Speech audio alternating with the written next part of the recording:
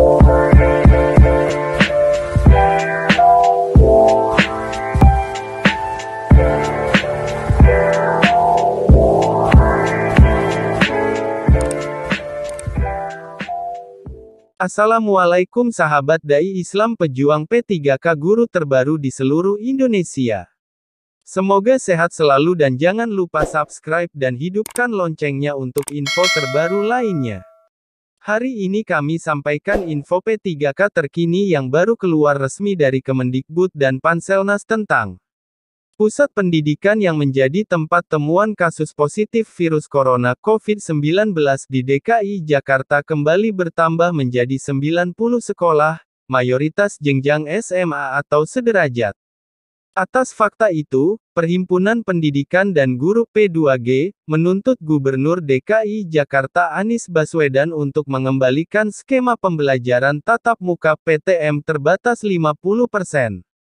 Tidak hanya pada Anies, P2G meminta kepala daerah di sekitar area aglomerasi untuk menghentikan skema PTM 100%. Menurut Koordinator Nasional P2G, Satriwan Salim, langkah ini dapat mengurangi resiko kematian akibat COVID-19. Kami memohon agar Pak Anies mengembalikan kepada skema PTM terbatas 50%.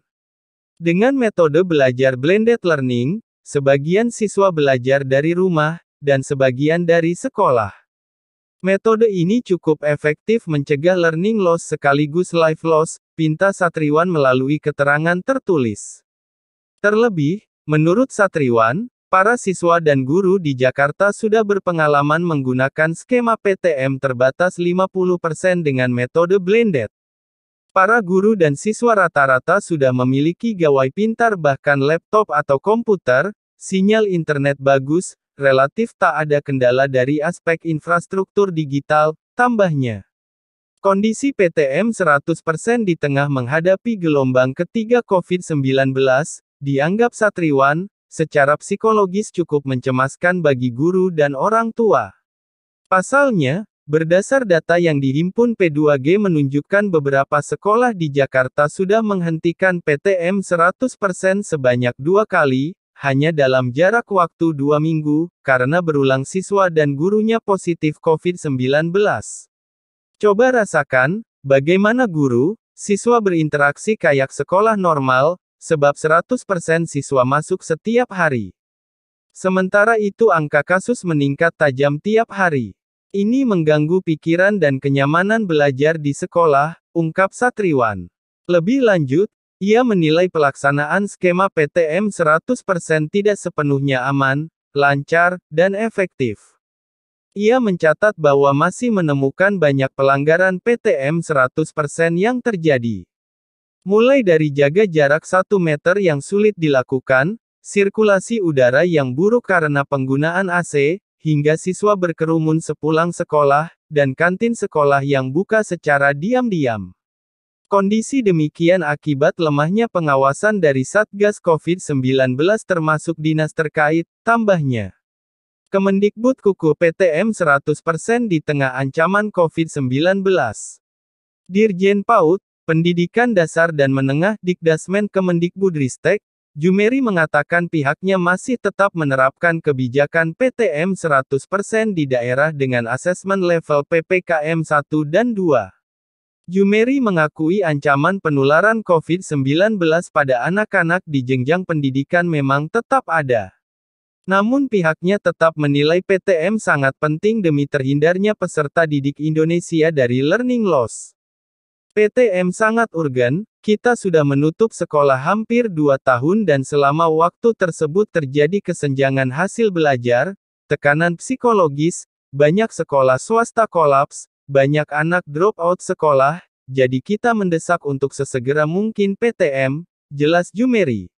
Jumeri menilai bahwa sejauh ini penanganan temuan kasus COVID-19 di sekolah sudah memenuhi standar dan aturan sesuai kajian epidemiologis. Dia juga kembali menegaskan bahwa PTM 100% hanya berlaku di daerah dengan level PPKM 1 dan 2. Sementara daerah level PPKM 3 dan 4 bisa menerapkan PTM terbatas. Artinya sekolah dimungkinkan buka tutup sesuai asesmen level PPKM di daerah, bukan di Kemendikbud. Beberapa kasus COVID-19 di sekolah sudah diambil langkah akurat sesuai SOP, jadi sejauh ini sudah baik mekanismenya, ucap Jumeri. Lebih lanjut dia membandingkan kebijakan PTM 100% dengan pembukaan aktivitas di mal, restoran, pasar, dan tempat wisata yang juga diperbolehkan. Menurutnya aktivitas di tempat-tempat tersebut juga tidak lepas dari ancaman COVID-19. Kita juga melihat mal, restoran, pasar, tempat wisata sudah dibuka penuh, masa sekolah yang mempertaruhkan masa depan SDM negeri ini dibiarkan terus ditutup, kata Jumeri. Kita membuka PTM tapi tetap memperhatikan level dan menerapkan protokol kesehatan yang ketat serta pelacakan kontak terpadu, sambung dia. Sebelumnya beberapa temuan kasus COVID-19 ditemukan di lingkungan pendidikan. Berdasarkan data pemerintah Provinsi DKI, jumlah kasus COVID-19 terbanyak ditemukan di jenjang SMA, dengan total 30 sekolah. Kemudian 25 sekolah di tingkat SD, 17 sekolah di tingkat SMP, 11 sekolah di tingkat TK, 5 sekolah di tingkat SMK, dan 2 sekolah di tingkat PKBM.